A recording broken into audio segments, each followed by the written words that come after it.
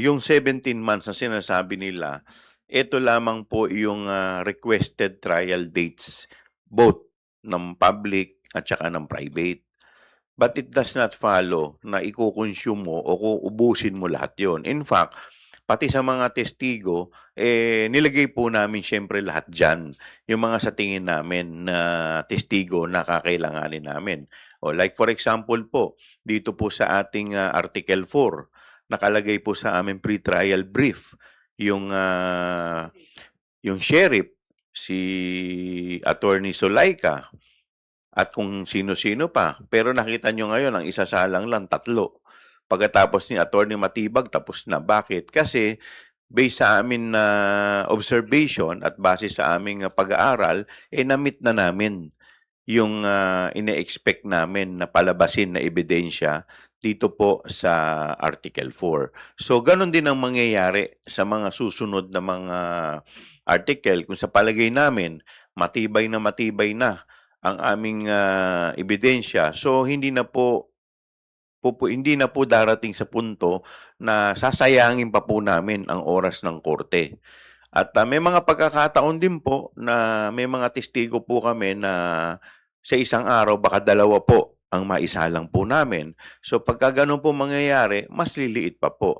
At siyempre, titignan din po namin kung may article po kami na sa tingin namin ay pagkatapos naming ipresenta yung 1, 2 o 3 article, baka may isang article kami na hindi na namin kailangan ipresenta dahil solid na ang mga ebidensya doon pa lang sa 2 o sa 3 article.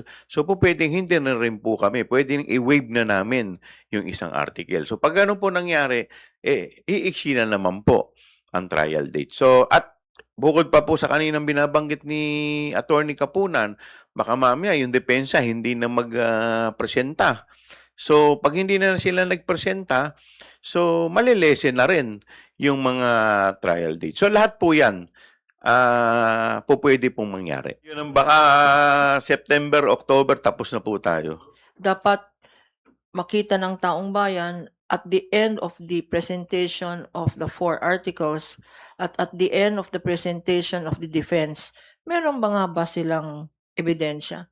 Because ulit-ulit nilang sinasabi na we don't have to present evidence, sabi ng defense.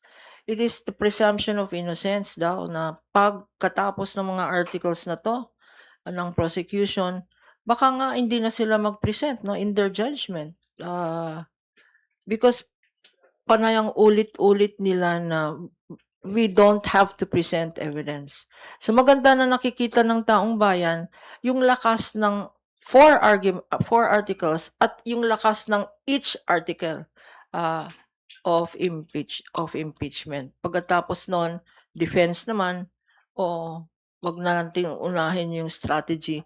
Baka nga hindi Pasko or Valentine's, baka next month na tapos na 'to kung walang evidence ang ipapakitang ebidensya ang defense. Nakita naman natin sa last 2 witnesses, ang nagpahaba po nun cross-examination. Kasi maikli, hindi naman masyadong kahabaan yung direct examination ng prosecution 'no.